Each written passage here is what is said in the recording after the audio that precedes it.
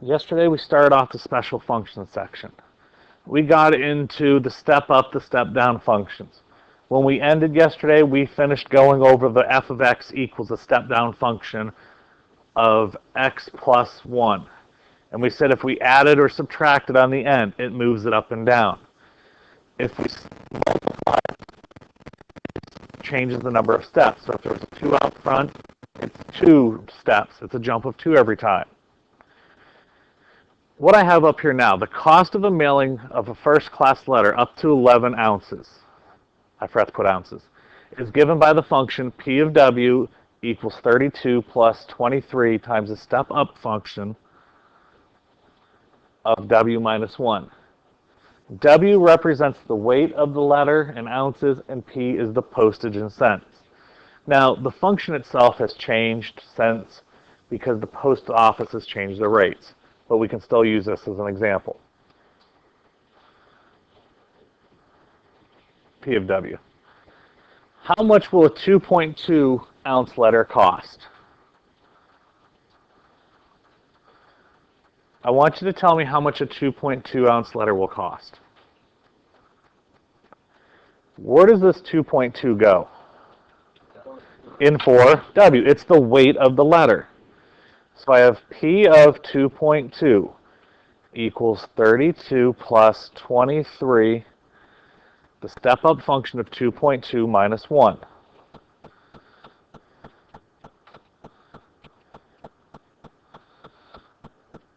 What's 2.2 minus 1? 1.2.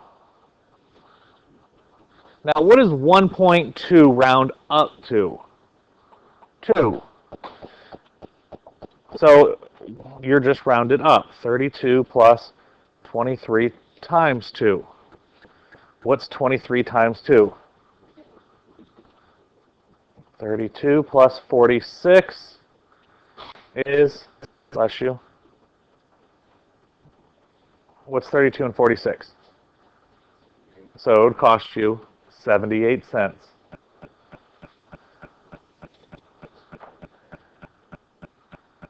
Try a 4.8 ounce letter. You have to realize I'm not talking about your standard little envelope, throw a stamp on it, throw it in the mailbox. This is like an oversized letter where you have to go to the post office and they have to weigh it. Yeah, not a package, it's a letter. Like it's an oversized envelope. You just can't throw a stamp on it. It needs specially weighed. In this one, it's going to be pretty much the same setup.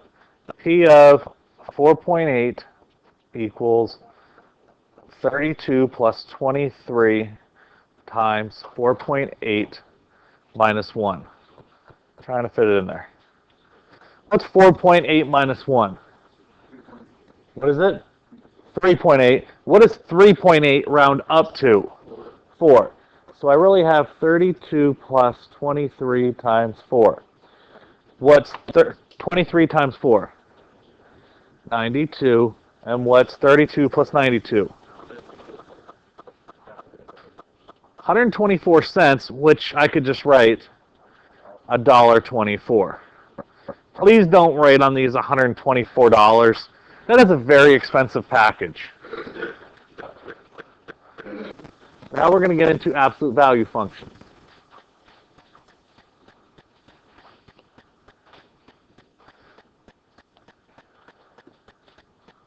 What do you know about absolute value?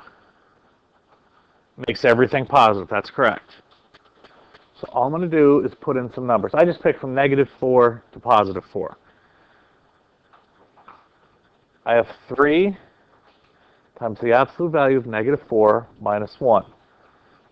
What's the absolute value of -4? 4 times 3 is 12 minus 1 is 11. So I have 2 times the absolute value of -2. What's the absolute value of -2? 2 times 2 is 2 times 2 is 4 minus 1 is 3. Oh, sorry. I had a moment.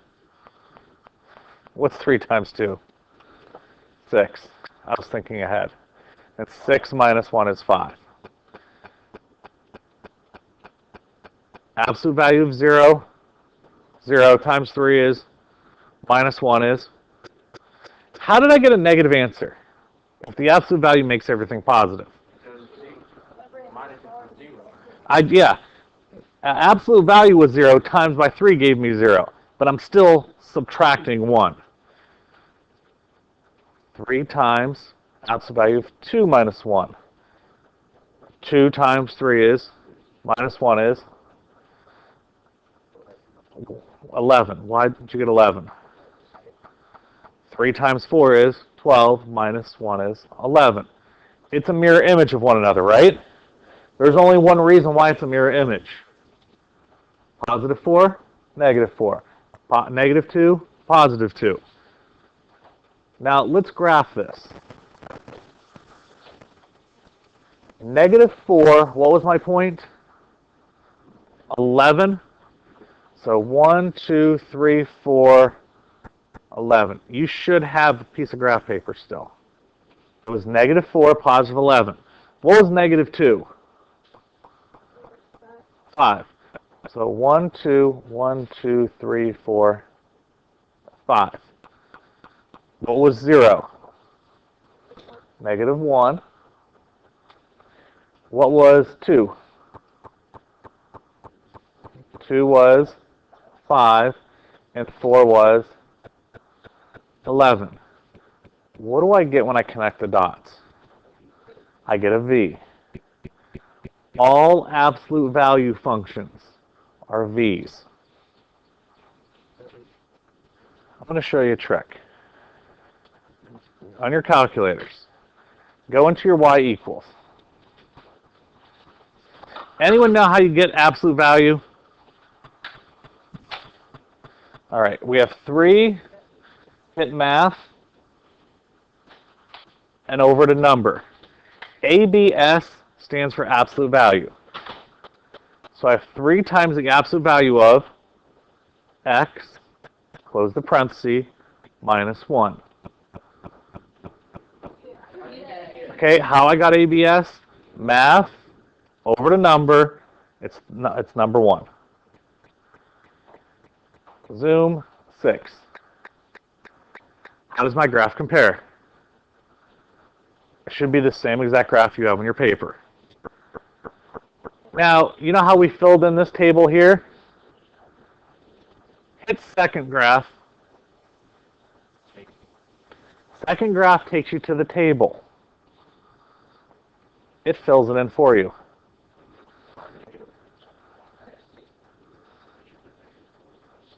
So negative 4 is 11. Negative 2 is 5. 0 is negative 1. If I wanted it to jump by 2s, I need to tell it the table to jump by 2s. Second window, see it's changing by 1. If I want to jump by 2s, I change this to a 2. Now it jumps by 2s. If I want my table to jump by 0.5, 1/2, it'll go jump by negative or jump by 0.5s. Just a little trick.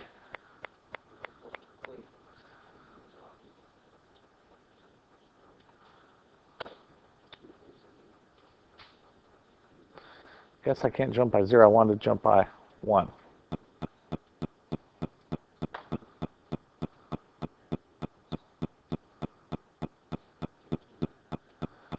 So there's my graph. What you put in when you're calculating and graphing? What do you mean when it's not graphing? Let me look at it. All right, what happens? All right, go hit y equals. Press to the left until this is highlighted and it's flashing on the line. Press enter once. What happens? It's a solid line. It's a thicker line. Now go back over. Just graph the absolute value of x, and that's it. So hit math over ABS x. Graph it and tell me how they compare. All right, looking at this graph. Let me zoom in a little bit. Or what's the first thing you can tell me about it? It's the same thing, but, okay, we have, this is the absolute value of x right here. This one here is that 3 absolute value of x. It's skinnier, right? Guess how much skinnier it is? It's 3 times skinnier. Why do you think it's 3 times skinnier? Because it's a 3 out front. How about if I change this 3 to a 1/3? 1/3 bigger? Which, if it's 1/3 bigger, it's actually going to make it, okay, 1/3. It made it wider. So if you multiply by a whole number, it makes it skinnier. If you multiply by a number less than 1, it makes it fatter. That's what the multiplying does. It's sort of like with that whole step function. When we multiply by 2, we jump by 2 steps. If I look at these two graphs here, why don't they touch on the same point? Why don't they both touch right here?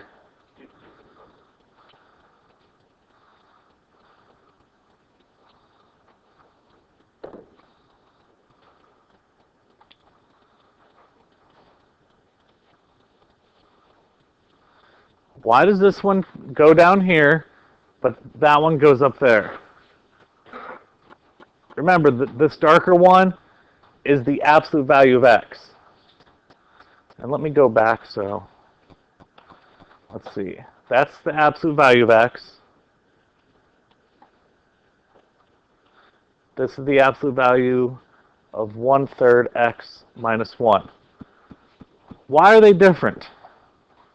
We already know why this one's fatter. But why is this one up here and this one's down here? Because of the minus 1. This here is called your parent function. That is your basic function. Everything is based off of that. When there's no extra numbers, it is just y equals absolute value of x. That is your parent function. By multiplying by a number greater than 1, it makes it skinnier.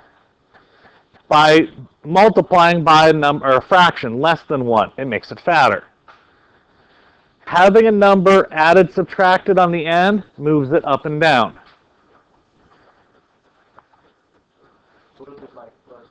Then it would move it up 3.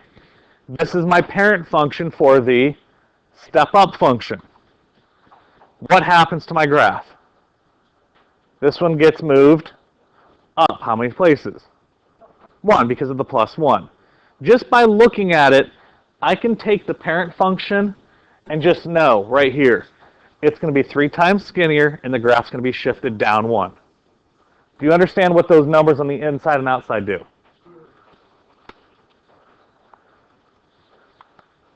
One last piece. Relative error.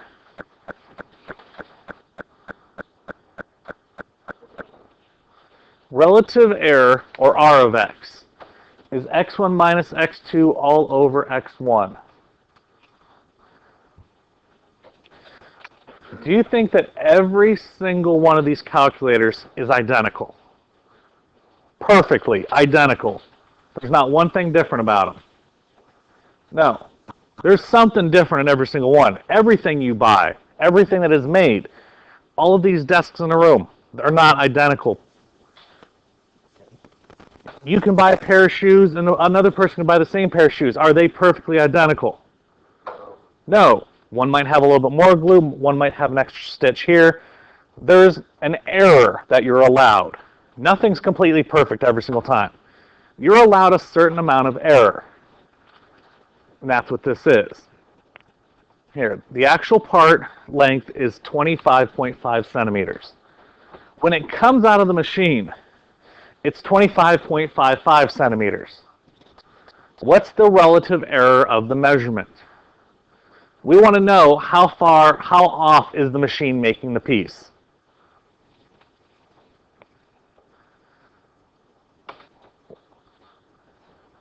Okay, which one's my actual part piece? 25.50. What was the piece the machine created? 25.55. All over, what was the original piece, or the actual one? 25.5. I find the absolute value of that. Now, I can take my calculator and do it the fast way. Absolute value of 25.5, I have to put the top in parentheses, 25.50 minus 25.55 divided by 25.50. And that's my answer. Now, just to show you, if I subtract those two, I get 0.05 over 25.5, right? 0.05 divided by, actually it's negative.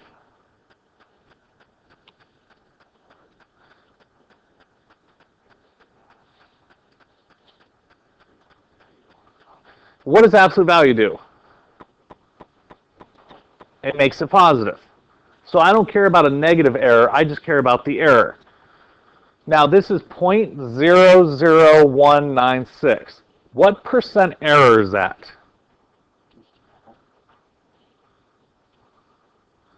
This is about a 0.196% error. Is it off a lot?